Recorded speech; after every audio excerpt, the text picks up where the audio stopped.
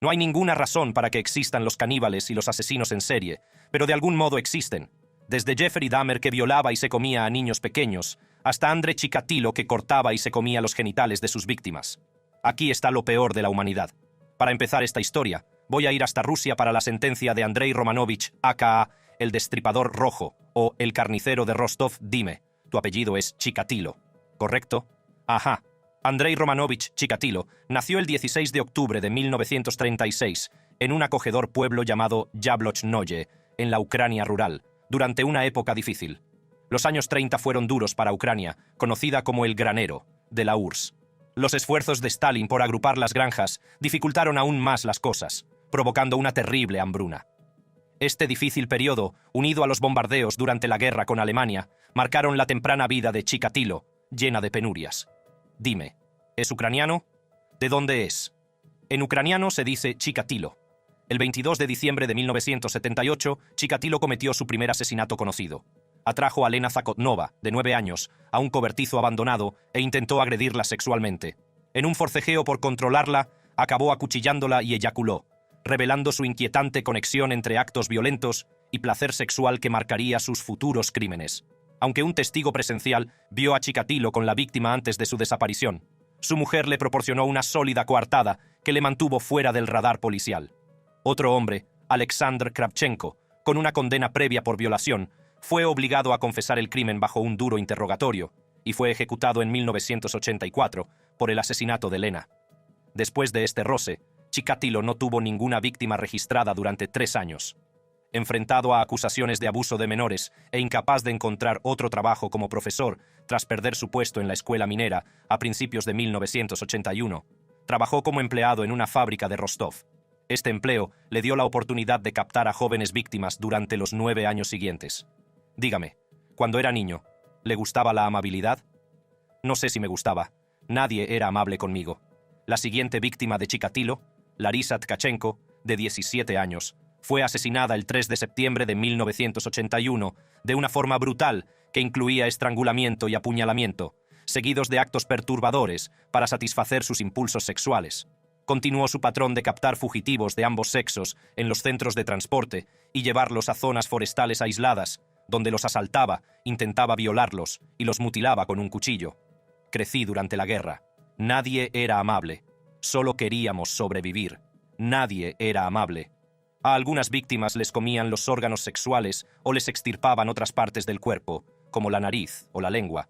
Al principio, solía infligir heridas en los ojos, creyendo que así evitaría que sus víctimas le vieran incluso después de muerto. Mi hermano mayor, Stepan, fue capturado por los caníbales y devorado durante la hambruna masiva. Mi madre siempre me decía, no salgas de nuestro patio, a Stepan se lo comieron y a ti también te comerán. A pesar de los esfuerzos por detener al asesino, los ataques se detuvieron durante algún tiempo, lo que llevó a la policía a especular que el culpable podría haber sido detenido por otros delitos, estar en la cárcel o haber fallecido. Sin embargo, a principios de 1988, Chikatilo reanudó sus asesinatos, centrándose sobre todo en chicos jóvenes en lugares públicos. Ya he pasado por todos los infiernos de mi vida. Bajo la creciente presión de los medios de comunicación y del público, la policía aumentó las patrullas generales, concentrándose en las zonas susceptibles de atraer al asesino. A pesar de escapar por poco de la captura en múltiples ocasiones, Chikatilo fue finalmente localizado por los agentes que patrullaban el 6 de noviembre de 1990, después de su último crimen. Su comportamiento sospechoso suscitó preocupación, lo que llevó a su identificación y posterior vigilancia debido a su anterior detención en 1984. Ya estoy listo para pasar al otro mundo otra vez. Chikatilo fue detenido el 20 de noviembre de 1990 a raíz de un comportamiento más sospechoso, negándose inicialmente a confesar los asesinatos. Sin embargo, tras permitir que un psiquiatra, el Dr. Bukhanovsky, que había creado su perfil psicológico, hablara con él con el pretexto de comprender científicamente su mente, Chikatilo se abrió. Proporcionó relatos detallados de sus crímenes e incluso condujo a las autoridades a cadáveres no descubiertos hasta entonces. Admitió haber acabado con la vida de 56 víctimas, aunque solo 53 pudieron confirmarse de forma independiente, superando los 36 casos atribuidos inicialmente al asesino en serie por la policía. Quizá tiene pesadillas. Con todos esos trastornos psicosexuales y otras porquerías, los médicos influyeron en mi cerebro y lo arreglaron. Declarado mentalmente apto para el juicio, Chikatilo compareció ante el tribunal el 14 de abril de 1992, encerrado en una jaula de hierro para separarlo de las familias de las víctimas. Conocido en los medios de comunicación como el maníaco, su comportamiento en el tribunal osciló entre el desinterés y la errática, incluyendo cantar y hablar sin sentido. En un momento dado se exhibió ante la sala, pero hiciera lo que hiciera, una cosa estaba clara. Las familias de las víctimas querían su cabeza. Se aseguraron de atacarle verbalmente. La madre de las víctimas grita: «¿Qué has hecho?» «Asesino. Dánoslo. Nosotros mismos». Estaba tan mal que tuvieron que mantenerlo en una jaula, por su propia seguridad. Sin embargo, se puede oír la rabia y el dolor procedente de la sala del tribunal. Estaba en una gran jaula de hierro, en la sala del tribunal. La jaula era para protegerlo de la rabia de los padres de las víctimas. Nunca pudo sentarse a una mesa y conversar con sus abogados, como lo habría hecho un acusado occidental. Estos padres lo querían muerto. Para colmo, Chikatilo no tenía remordimientos. En cambio, culpó a la naturaleza por hacerlo impotente y llevarlo al asesinato. Una locura absoluta, si me permiten decirlo. En el juicio, que duró hasta agosto, se observó una aparente parcialidad del juez, que anuló con frecuencia la defensa de Chikatilo. A pesar de ello, el veredicto se retrasó hasta el 15 de octubre de 1990, cuando Chikatilo fue declarado culpable de 52 de los 53 cargos de asesinato, pero por desgracia, la larga mano de la justicia llegó a él y recibió una sentencia de muerte por cada asesinato. Pongan de pie a los acusados. Gente en la sala. ¡Que se levante! Chikatilo, este tribunal te condena a muerte. ¿Entendido? Fraude. Fraude. ¿Entendido? Llévenselo.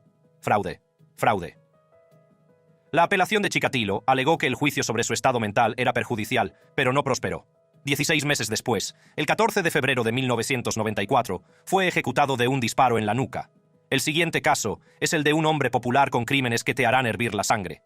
Su caso no era solo de asesinato y canibalismo. También se trataba de racismo y de los fallos de nuestro sistema judicial y de las fuerzas del orden. No me jodas, Jeffrey. Te mataré, maldita sea. Mírame, hijo de puta. Te mataré.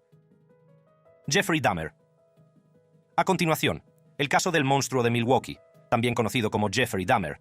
Dahmer fue un notorio asesino en serie y delincuente sexual estadounidense. Nació el 21 de mayo de 1960.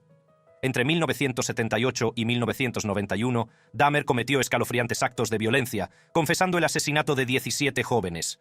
Sus espantosos métodos incluían la violación, el desmembramiento, la necrofilia e incluso el canibalismo.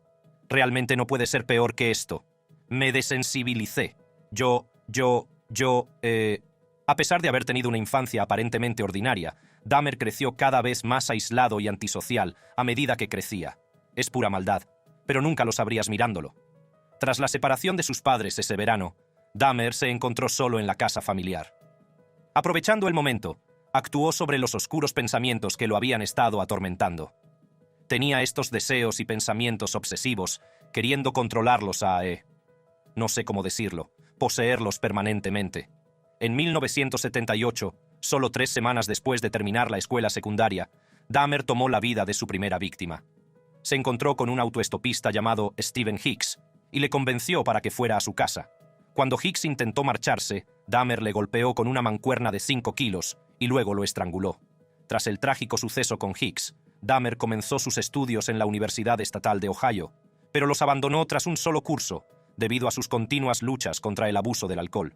Es un proceso que no ocurre de la noche a la mañana, cuando despersonalizas a otra persona y la ves solo como un objeto de placer, en lugar de un ser humano vivo que respira. A continuación, se alistó en el ejército de Estados Unidos y fue licenciado con honores, según informa The New York Times. Tras regresar a Ohio para vivir con su padre y su madrastra, Dahmer siguió teniendo problemas con el alcohol. Finalmente, se mudó a casa de su abuela en Wisconsin, donde tuvo problemas con el empleo y con la justicia, como detenciones por exhibicionismo y alteración del orden público. Siempre supe que estaba mal. En noviembre de 1987, Dahmer acabó con otra vida al drogar a un hombre llamado Stephen Tuomi, lo que desembocó en un violento incidente durante el cual Dahmer afirmó no recordar nada de lo sucedido. Esto marcó el comienzo de su inquietante patrón de búsqueda activa de personas a las que atraer y matar. En 1991, sus víctimas ascendían a 17 hombres y niños. El primer asesinato no fue planeado, volvía del centro comercial en el 78. Había tenido fantasías sobre elegir a un autoestopista y llevarlo de vuelta a la casa y tener completo control y dominio sobre él. En julio de 1991, Dahmer sedujo a 3 hombres con dinero para que modelaran para fotos desnudos. Uno de los hombres, Tracy Edwards, aceptó la oferta y acompañó a Dahmer a su apartamento. Una vez allí, Dahmer esposó a Edwards y le amenazó con un cuchillo, expresando su intención de comerse su corazón. Se tumbó en el suelo y me miró. Me puso el cuchillo debajo de la entrepierna, ya sabes, y entonces fue como si me midiera, o lo que fuera, ya sabes. Me miró diferentes partes del pecho, cosas así, y luego dijo que ibas a ser así de hermosa para mí. Edwards se las arregló para liberarse luchando, empujando a Dahmer al suelo y haciendo una audaz fuga a través de la puerta principal, que estaba desbloqueada. Así que me levanté y le golpeé en la cabeza. Él estaba sentado en el mismo lugar que tú y tenía la cabeza girada hacia un lado, así que le golpeé. Muéstrame aquí. Así que le golpeé justo aquí, y su cabeza se dio la vuelta, y cuando me estaba levantando, le di una patada en la cara porque supongo que no sabía que yo también tenía experiencia en artes marciales. Rápidamente llamó la atención de 2 agentes de policía de Milwaukee, llevándoles de vuelta a la residencia de Dahmer. Al entrar en el apartamento, los agentes descubrieron un cajón lleno de fotografías Polaroid que mostraban cuerpos humanos en diversos estados de desmembramiento. Cuando Dahmer intentó huir, pero al ver las fotos incriminatorias, la policía logró detenerlo y arrestarlo, y su reino del mal terminó. Pero las cicatrices de lo que hizo quedaron para todo el mundo. ¿Te has parado a pensar que el hermano, el sobrino, el tío, el primo, el nieto o simplemente el amigo de alguien? Espero que puedas lidiar con lo que has hecho. Lo estoy intentando. Casi me destruyes. Posteriormente, el 22 de julio de 1991, Dahmer hizo una confesión exhaustiva a las autoridades, admitiendo un total de 17 asesinatos, según relató Los Angeles Times. El 25 de julio se le imputaron 4 cargos iniciales de homicidio intencionado en primer grado, a los que siguieron otros 8 cargos de asesinato el 6 de agosto, y otros 3 el 22 de agosto, hasta un total de 15 en Wisconsin. Jeffrey Dahmer, cargo: asesinato en primer grado, conducta desordenada, asalto sexual en segundo grado, atraer a un niño con fines inmorales. En septiembre de 1991, Dahmer se declaró inicialmente inocente y demente debido a una enfermedad mental, pero posteriormente modificó su declaración a culpable pero demente en enero de 1992. La doctora Holly Schiff, psicóloga citada en A&E True Crime, explicó que, al optar por la declaración de demencia, Dahmer tenía la tarea de demostrar a los jurados, para lo cual era necesario que al menos 10 de los 12 miembros del jurado estuvieran de acuerdo, que no estaba mentalmente sano en el momento de los crímenes. No obstante, las familias de las víctimas se aseguraron de mostrar sus quejas durante las declaraciones de impacto. Destruyó al bebé de la familia y espero que vayas al infierno. Una de las más memorables fue la declaración de impacto de la hermana mayor de Errol Lindsay. Jer, como te llames, Satanás. Estoy enfadado. Así es como actúas cuando estás fuera de control. No quiero volver a ver a mi madre pasar por esto. Nunca, Jeffrey. Jeffrey, te odio. Hijo de puta, te odio. Puedes sentir su rabia. Yo también puedo sentirla. No me jodas, Jeffrey. Te mataré, maldita sea. Mírame, hijo de puta. Te mataré, carajo. El juicio comenzó el 30 de enero de 1992, con alegatos finales presentados el 14 de febrero del mismo año. En última instancia, Dahmer fue juzgado de estar en su sano juicio y no sufrir de una enfermedad mental durante la comisión de los asesinatos. Fue declarado culpable de 16 asesinatos y condenado a 16 cadenas perpetuas. Tras ser trasladado a la Columbia Correctional Institution de Portage, Wisconsin, después de su juicio, el tiempo que Dahmer pasó entre rejas se acortó. El 28 de noviembre de 1994, a la edad de 34 años, fue atacado mortalmente y golpeado hasta la muerte por otro preso. Un final bien merecido para un hombre malvado. El siguiente caso también es tan doloroso como el de Jeffrey Dahmer, tan doloroso que las palabras no podrían transmitir la emoción que sintió el padre de la víctima. Terry, Terry, Terry, Terry, Terry, Terry, Terry. Michael Madison. El dolor de perder a un ser querido es inimaginable. Pero a criminales como Michael Madison no les importa. Este hombre enfermo asesinó a 3 mujeres, Angela Deskins, Shetisha Shiley y Sherilinda Terry, de las formas más horripilantes. Hoy en la ciudad de East Cleveland, Ohio, la policía acusó de asesinato a un delincuente sexual registrado Michael Madison, nacido el 15 de octubre de 1977. Es un asesino en serie y delincuente sexual estadounidense, convicto originario de East Cleveland, Ohio. Su reino del terror abarcó un periodo de 9 meses en 2012 y 2013, durante el cual acabó con la vida de al menos 3 mujeres. Pero no pudo huir eternamente. El sistema legal le alcanzó en 2013, lo que condujo a su detención. Fue una llamada sobre un mal olor lo que llevó a la policía a esta casa abandonada y a este garaje. 2 de los cuerpos fueron encontrados aquí. La tercera víctima fue encontrada en un campo cubierto de maleza a unos 100 metros de distancia. Los escalofriantes acontecimientos se desarrollaron el 19 de julio de 2013, cuando las autoridades respondieron a los informes de un olor inquietante que emanaba de un garaje alquilado por Madison. Lo que encontraron dentro fue un cuerpo en descomposición. El día siguiente trajo más horrores.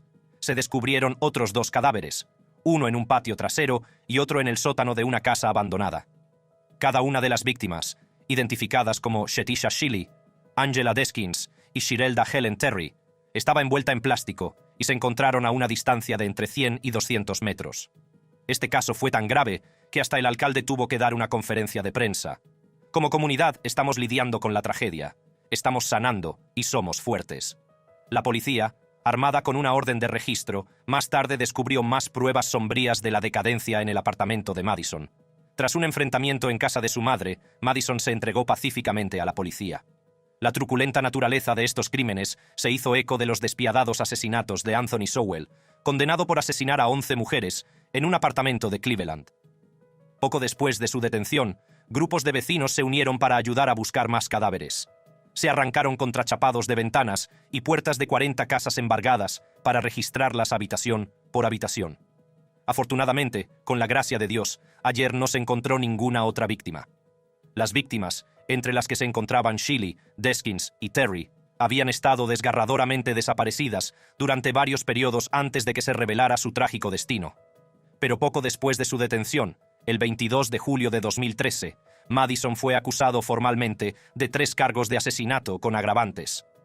Su fianza se fijó en la asombrosa cifra de $6 millones y optó por renunciar a su derecho a una vista preliminar. Sin embargo, la saga legal de Madison dio un giro más dramático el 31 de octubre de 2013, cuando su abogado, David Grant, se declaró inocente de una acusación actualizada. Esta nueva acusación incluía cargos de asesinato con agravantes de motivación sexual, y los fiscales solicitaban la pena de muerte. Michael Madison, delincuente sexual convicto, ha vuelto a declararse inocente en un tribunal del condado de Cuyahoga. Esta acusación actualizada era un movimiento que Grant había anticipado, aunque había intentado evitarlo. La acusación actualizada era un voluminoso documento de 14 cargos, con acusaciones que iban desde asesinato con agravantes a secuestro, abuso grave de un cadáver, violación y posesión de armas por un delincuente convicto. El problemático pasado de Madison como delincuente sexual, con un historial de condenas por drogas, complicó aún más el proceso judicial. Bueno, es mi deber informarle de sus derechos para llevar a cabo esta lectura de cargos. El juicio comenzó el 4 de abril de 2016 y el 5 de mayo de 2016 Madison fue declarado culpable. El jurado no perdió tiempo en emitir su veredicto, pasando menos de un día deliberando antes de emitir veredictos de culpabilidad en los 13 cargos. A pesar del resultado, Madison se mantuvo desafiante, informando al tribunal de su intención de apelar la decisión ante el Tribunal Supremo de Ohio.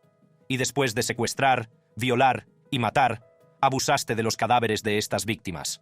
Las desnudó de cintura para abajo, las dobló por la mitad, las ató de modo que sus pies quedaran junto a sus orejas. El 20 de mayo de 2016, el jurado recomendó que Madison recibiera la pena de muerte.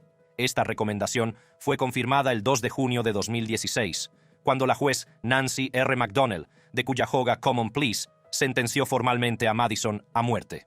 Sin embargo, la sentencia dio un giro sorprendente cuando Madison fue visto sonriendo en la sala. Sí, sonriendo.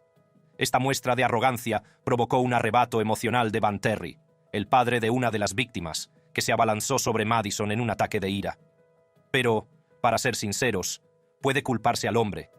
¿Cómo está su señoría? Mi nombre es Van Terry, padre de Sherilinda Terry. En este momento, supongo que debemos, en nuestros corazones, perdonar a este payaso. Has tocado a nuestra familia, te has llevado a mi hijo, él se queda allí casi como si estuviera contemplando su próximo curso de acción. Luego, con un movimiento rápido, se lanza hacia Michael. Van Terry está muy dolido y está llorando. De nuevo pregunto, ¿puedes culparlo por sus acciones? Aquí está su entrevista con la CNN. Entrevistador, ¿por qué hiciste eso? Van Terry, No recuerdo haberlo hecho. Fue una instancia de duelo, y simplemente me quebré. El Tribunal Supremo de Ohio recientemente detuvo la ejecución de Michael Madison, que estaba programada para mayo de 2020. Este aplazamiento se produjo después de que los abogados de Madison presentaran en diciembre una moción para anular su condena, una medida habitual en los casos de pena de muerte. Pero pase lo que pase, Michael pasará el resto de su vida en prisión. Igual que los criminales del siguiente caso, que trataron a otro ser humano como si no fuera más que un esclavo. En el juicio se demostró sin lugar a dudas que fue un asesinato sádico. Ashana Studholm, Sean Pendlebury, Lisa Richardson. Finalmente, vamos a Inglaterra para un caso que es tan enfermo y retorcido como se pone. Desde la víctima quemada con agua caliente, traficada sexualmente, hasta gusanos encontrados comiendo su cuerpo. Este caso es el epítome de la maldad. 3 personas, Ashana Studholm, Sean Pendlebury y Lisa Richardson, fueron acusadas de la horrible muerte de Shakira Spencer, una madre que padeció un sufrimiento inimaginable en su propia casa de Ealing, al oeste de Londres. En Ealing, el año pasado, la llamada de una vecina preocupada porque hacía tiempo que no veía a su vecina dio lugar al hallazgo del cadáver de una mujer. El cadáver fue identificado más tarde como Shakira Spencer, de 38 años, descrita como un alma bella que se preocupaba profundamente por la gente. Durante un periodo prolongado, Studholm, Pendlebury y Richardson sometieron a Spencer a incesantes abusos, descritos por el juez como una orgía de violencia. Se aprovecharon de su vulnerabilidad, forzándola a la servidumbre, obligándola a limpiar sus casas y a hacer recados a todas horas, mientras la sometían a tormentos físicos y emocionales. Esta es Shakira Spencer, treintañera, madre de 2 hijos. Esta fue Shakira después, la campaña de abuso. Su crueldad no tenía límites, ya que escaldaban los pies de Spencer y la obligaban a comer ketchup en bolsitas, despojándola de su dignidad y libertad. Esta campaña de tortura acabó trágicamente con la muerte de Spencer, cuyo cuerpo fue abandonado en un armario. Ashana Studholm, que estaba embarazada durante los abusos y dio a luz en prisión. Su exnovio, Sean Pendlebury, y su amiga, Lisa Richardson. Juntos la mataron y dejaron su cuerpo golpeado y quemado con soplete para que se descompusiera en la habitación de su hijo, la vida de Spencer, que una vez fue descrita como hermosa, feliz y sana, se truncó trágicamente y su cuerpo quedó reducido a un estado esquelético debido a los incesantes abusos que sufrió. El ataque fue tan grave que no se pudo determinar con precisión la causa de la muerte. Pero en la autopsia se descubrieron heridas por aplastamiento en la oreja, cortes en el cuero cabelludo y quemaduras en los pies. Está siendo arrestado como sospechoso del asesinato de Shakira Spencer. El cuerpo gravemente descompuesto de la señora Spencer fue encontrado más tarde, unas 2 semanas después de su muerte, después de que los vecinos vieran gusanos saliendo de su piso. La policía metropolitana reveló que Shakira Spencer conocía a los 3 individuos desde hacía tiempo, y que sus relaciones estaban enredadas en una compleja trama. Pero en menos de un año se encontró completamente bajo su influencia. Finalmente, fueron arrestados. Los detalles del abuso fue tan enfermo que incluso su familia no podía creer los detalles de ese abuso. Suena como una película de terror multiplicada por 10, como si casi no creyeras que es real. Piensas que alguien lo está inventando hasta que realmente te sientas allí en el juicio y no había remordimiento nada. Estas personas no son lo que llamaríamos humanos. Es más, es demoníaca. El punto álgido de su tormento llegó durante un violento asalto entre el 9 y el 12 de septiembre de 2022. Pendlebury y Studholm la abandonaron en su casa, donde falleció trágicamente en un armario menos de una semana después. Su muerte pasó desapercibida hasta que los vecinos se percataron de que un enjambre de gusanos salía de su piso, lo que llevó al sombrío descubrimiento de su cuerpo descompuesto. Y el día del juicio, el juez no se contuvo. Los niveles de brutalidad fueron totalmente excepcionales y el sufrimiento de Shakira fue extremo.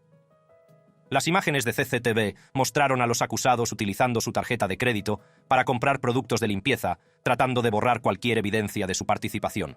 Además, los mensajes encontrados en sus teléfonos contenían vídeos de la señora Spencer siendo herida, mientras otros se reían.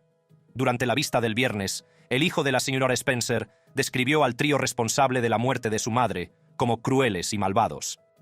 La torturaron, la esclavizaron, la mataron de hambre y la obligaron a trabajar en la industria del sexo, todo ello a manos de quienes ella consideraba sus amigos.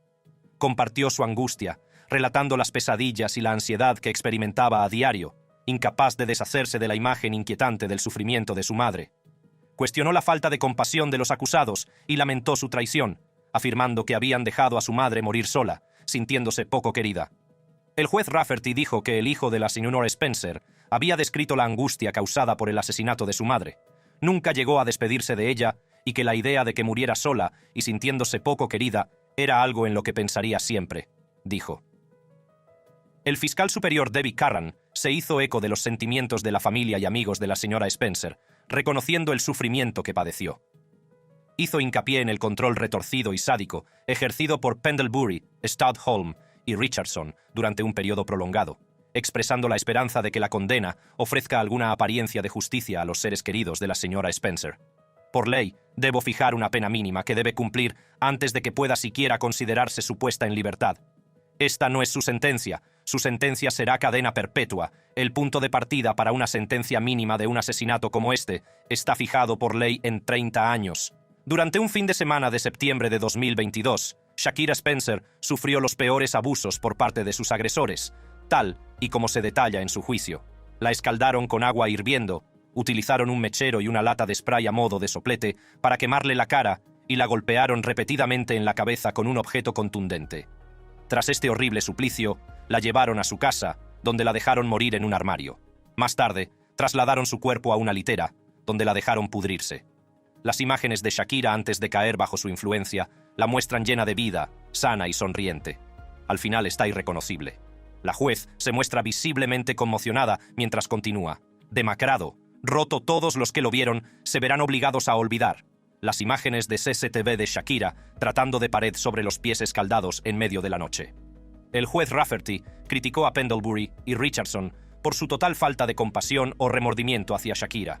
Señaló su negativa a asumir la responsabilidad y sus intentos de culparse mutuamente, sin mostrar signos de arrepentimiento.